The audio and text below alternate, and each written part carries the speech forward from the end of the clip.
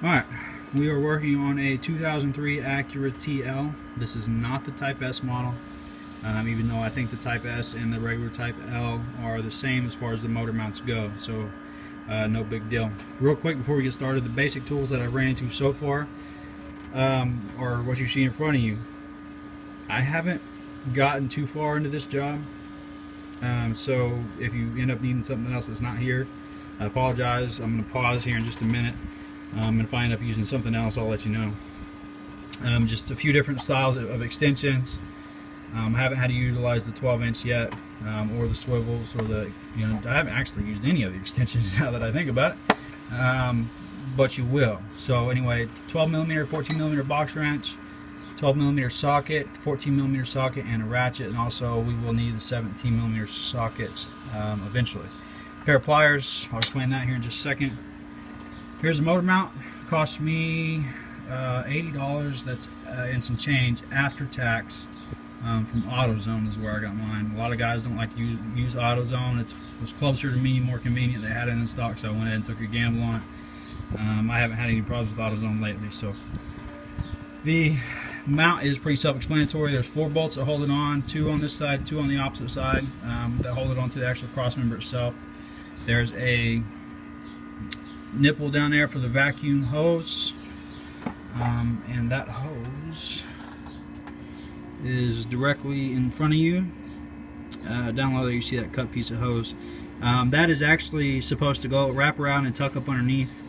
It was already cut, and the rest of the hose is already in pretty bad shape, and it ended up not being long enough, so I had to cut a piece of it off. I went to AutoZone, got about a foot of it. So you might consider getting about a foot of it. Just, that's a little excessive, but you can cut off the rest, the excess, if you don't need it. The I think it's like 89 cents or something to that effect from AutoZone. So you might just consider getting that when you get your mount. Cost you an extra buck, no big deal. I have already started the job.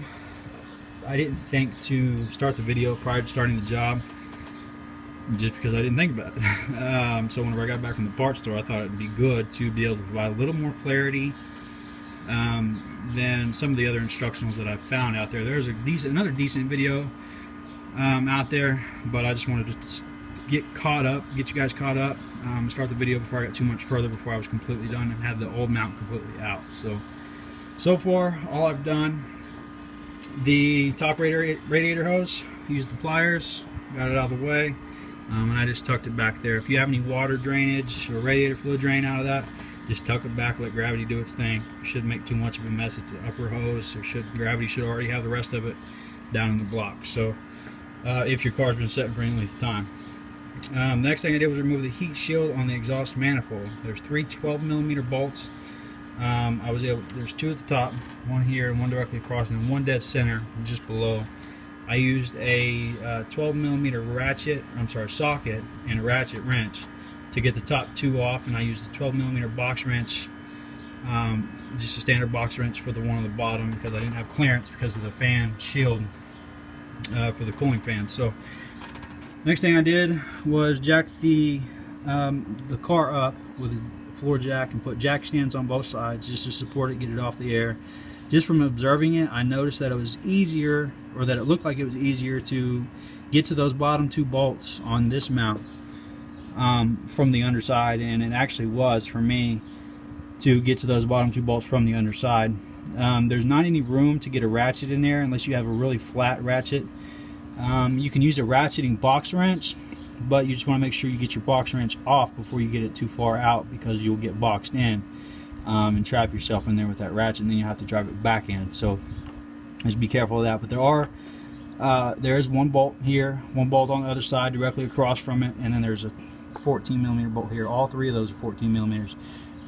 You need to support the engine before you take all 3 of these bolts out, because this last bolt is the only thing that's supporting this engine right now on the front end.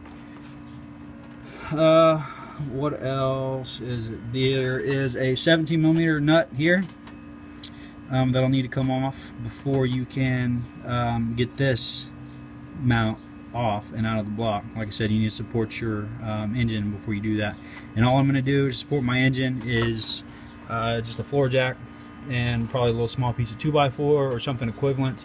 similar to something flat that's not gonna that the floor jack won't bust through and end up messing up my oil pan or causing any other damage. So do that at your own risk, but that's how I'm gonna do it. So anyway, once I get the car jacked up, that'll relieve some of the pressure, that'll support the engine, and I'll be able to take this third bolt out here, get this 17mm off, and I'll get this mount completely out and out of the way. The next thing I'll do is go ahead and remove the 14mm bolt here. Somebody else has already done this job prior to me getting this vehicle because there's a bolt missing there. So I'll probably end up going to AutoZone and getting a bolt later on to fill that hole. Like I said before, there's 4 bolts, 14mm bolts. So once I get this mount out, engine supported, all of that, I'll get these 4 bolts out of here, and that should be it. I should be able to get this mount out of the way. So once I get that done, I'm going to come back. It's about 8:30 plus or minus a few minutes here in Oklahoma City. So if it's not too dark, I will come back, I will finish this video and provide a little more clarity and let you know what I did next and if I needed any extra tools and so on. I didn't have to unhook the battery. In fact, I'm out here jamming out while I'm working on the car. So got a little K-Love playing in the background. So anyway, God bless you guys. I'll be back in a minute. Alright guys, I got the main motor mount out and the mount that is secured to the block out. A couple tips and suggestions. First of all, this sits on here like so.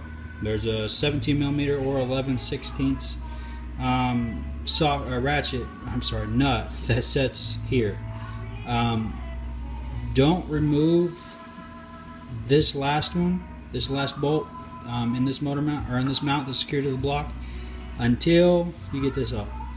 I actually made a mistake of going ahead and pulling all 3 out of these. I actually recommend taking this one off as your first step before you take any of the bolts out here. So it's one of those things you learn by just doing it. So that was my mistake. Hopefully you'll watch this video and pick up on it. So leave at least 1 or all 3 of these bolts in until you remove this one. Make this the one you remove first, or at least before you take out your last bolt from this mount. Otherwise, if your mount's busted like mine was, this thing is going to flop all around and it's not going to give you, you won't be able to get this nut off. So actually I ended up I had to put a bolt back into this to secure it and then get this off. Actually I had to use a cheater pipe on the end of my ratchet and extensions and all of that to get this nut off. The other thing is this back left, I guess it would be the top left bolt in the motor mount attached to the cross member. It's a little bit of a pain to get to. I had to use a combination of deep sockets, extensions, swivel sockets to get it attached. I actually had to crawl underneath the car, attach the makeup of sockets and extensions to the bolt, and then hook up to it from the top side to get it to back off. Once I figured out the best method, it wasn't a big deal, but that's how I did it. Hopefully that'll be the easiest method for you as well. There's definitely no clearance down there from underneath to use a box wrench, whether it's a standard box wrench or a ratchet. There's a little room. You can probably get away with a ratchet box wrench, but it'd take you forever.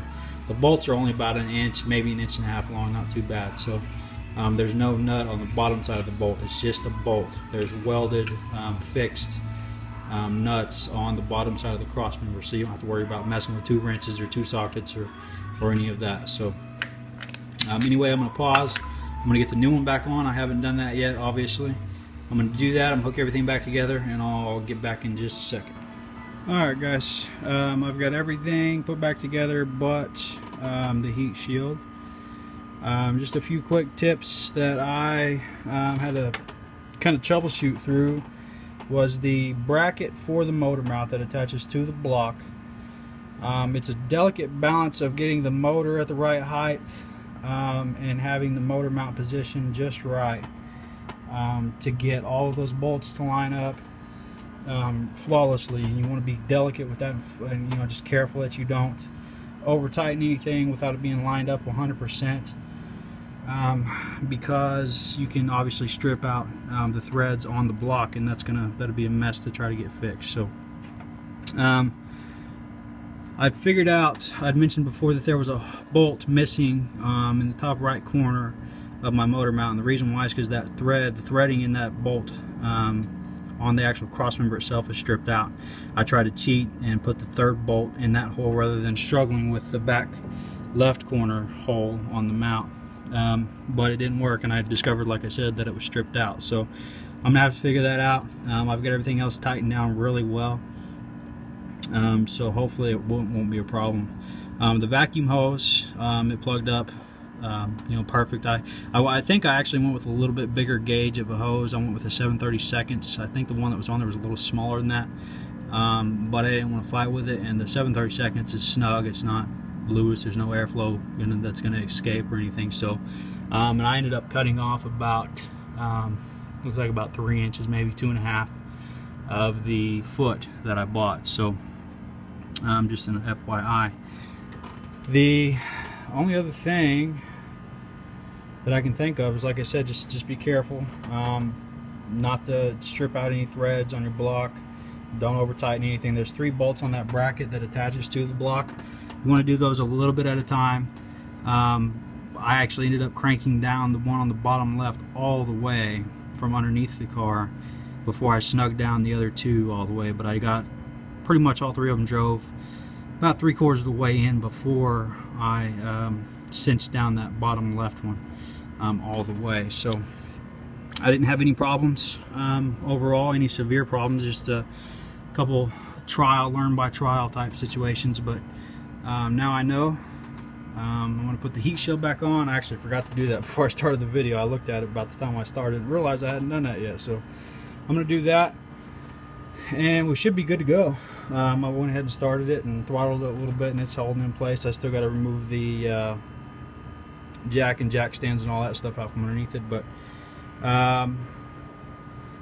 extra tools, I don't think I used anything extra except for maybe that cheater pipe here on the